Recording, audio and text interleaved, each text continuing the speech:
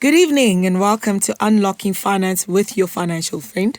My name is Ntombi, and as usual, I am here to help you unlock your financial potential through simple, practical, and biblical money principles.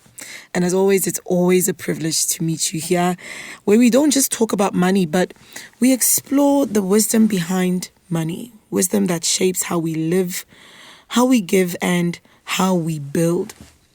So tonight, we conclude our series for April by asking a powerful question. What is money really for? Last week, we spoke about consistency in difficult seasons. We learned from Isaac that famine doesn't cancel opportunity. Even when conditions were difficult, Isaac chose to sow. He chose to stay consistent, and he chose to trust principles over panic. And the result? It was growth in the same year. Now that teaches us that discipline is powerful even when the environment is unstable. Now today we are going to be moving from consistency to purpose. I covered it about 2 weeks ago as well, but we're going a little bit into more detail because consistency without purpose can still lead you in the wrong direction. So our passage tonight is from Luke 10, verse 33 to 34. Those are our key verses, but I will read the story itself, which starts from 25. So Luke 10, verse 25, up until 37, or let's just see how far we get. I'm reading in the English Standard Version, so please do read along with me. And behold, a lawyer stood up to put him to the test, saying, "Teacher, what shall I do to inherit eternal life?" He said to him, "What is written in the law? How do you read it?" And he answered, "You shall love the Lord your God with all your heart and with all your soul and with all your strength and with all your mind, and your neighbor as yourself." And he said to him, "You have answered correctly. Do this and you will live." But he, desiring to justify himself, said to Jesus, "And who is my neighbor?" Jesus replied, "A man was going down from Jerusalem to Jericho, and he fell among robbers, who stripped him and beat him and departed, leaving him half dead. Now by chance a priest was going down that road, and when he saw him, he passed by on the other side. So likewise, a Levite, when he came to the place and saw him, passed by on the other side. But a Samaritan, as he journeyed, came to where he was, and where he saw him, he had compassion. He went to him and bound up his wounds, pouring on oil and wine. Then he set him on his own animal and brought him to an inn and took care of him. And the next day he took out 2 denarii and gave him to the innkeeper, saying, 'Take care of him, and whatever more you spend I will repay you when I come back.'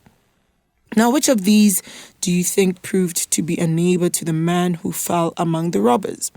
He said, "The one who showed him mercy." And Jesus said to him, "You go and do likewise."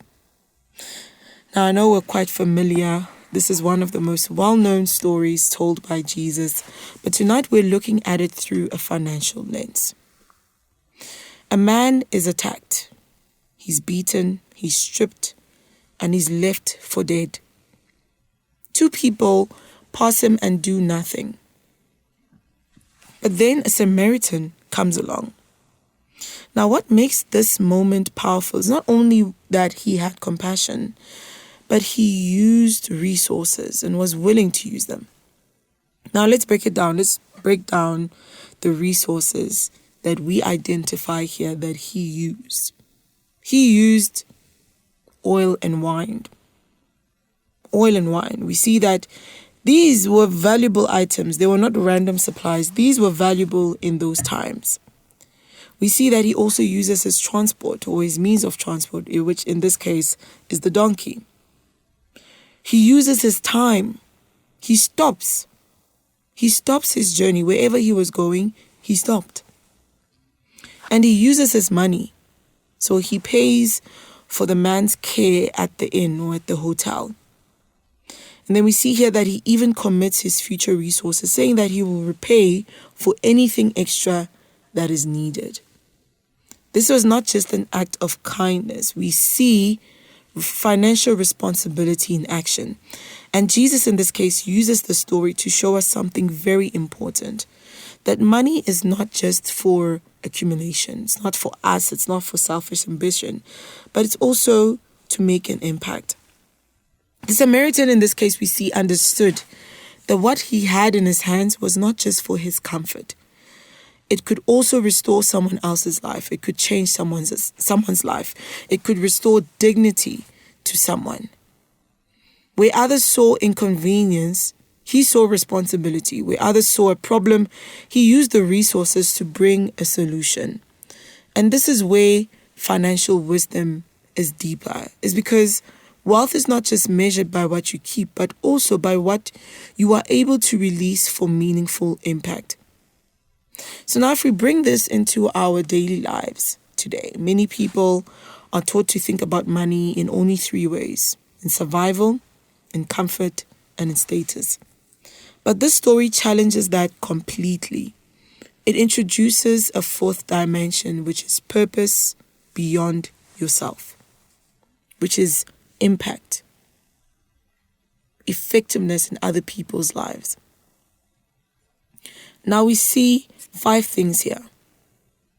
Your financial life must include impact.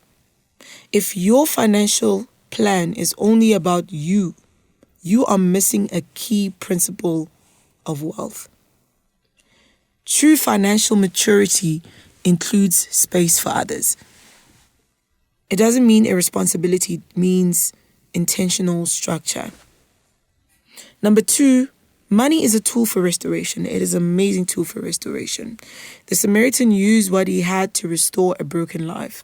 Your money can also be used to restore families struggling financially, to support education and opportunity, to help people in crisis situations, to create stability where there is lack. Money becomes powerful when it moves from consumption to restoration. Number 3, generosity is part of financial planning. Many people only plan for expenses like rent, food, transport, and savings, but financial wisdom also includes planning generosity. Even a small portion set aside intentionally creates consistency in giving, because consistency is not just something that is emotional. It's not a reaction that is emotional, but it should also be a financial habit that you adopt in your personal life. Number 4, compassion. Compassion does not cancel wisdom. Now, the Samaritan did not act recklessly, and this is something that we also experience, is that sometimes we may be a little bit too generous or generous without consideration. The Samaritan here did not act recklessly. He was responsible in terms of how he responded. He gave, but he ensured that continued care was there and it was done properly. Now, this shows that wisdom and compassion are not opposites. They go together. They are paired together. You can be generous and still be structured. You can still care and be disciplined.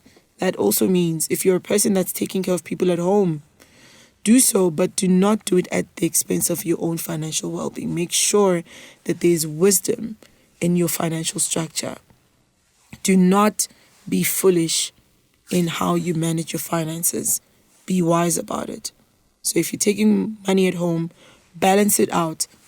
Find a balance of still being able to take care of your family, but also still being able to take care of yourself or the people in your life. That is important, to have wisdom when you're building your finances. Number 5, wealth becomes meaningful when it serves something beyond yourself. So if money only improves your lifestyle, it remains limited in meaning. And as a child of God, we are not limited. We have been called to live a life in abundance. That's what John 10:10 says, that Jesus came to give us life, and not just to give us life, but to give it to us so that we may live it more abundantly. So when we let our money or our finances serve ourselves, then we're not living in the capacity that God has called us to live in. When money improves lives, it becomes purposeful. So ask yourself, how is my money making an impact? Because that's basically how your wealth becomes legacy. Who are you helping with your money? If you know that your money can help someone complete their education, invest in that.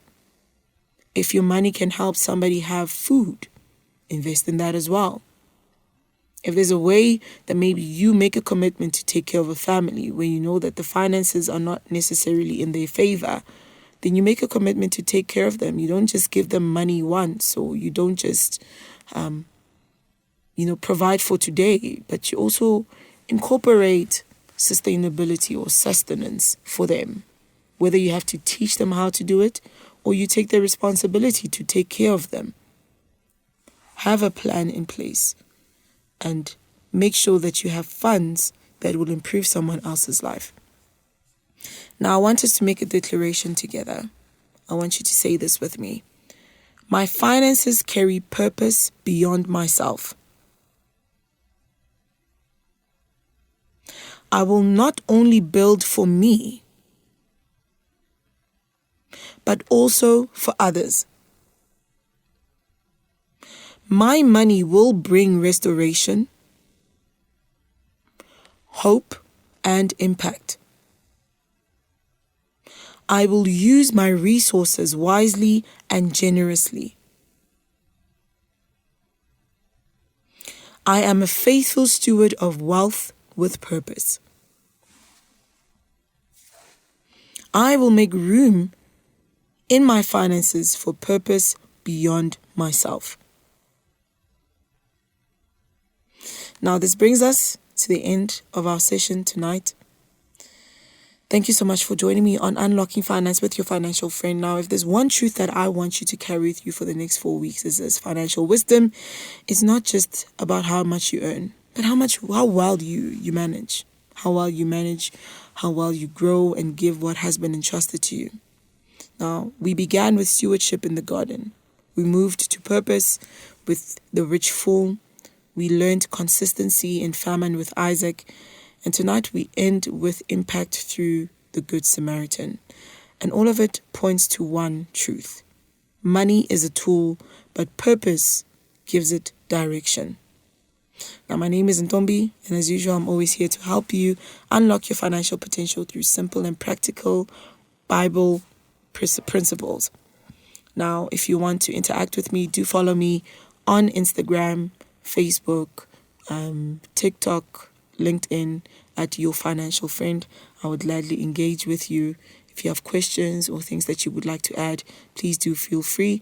And if you're looking to sit down for a consultation, do reach out to me on the social media platforms and I will be there to assist you. Otherwise, until next time, thank you so much for joining me. See you in the next one. Good night.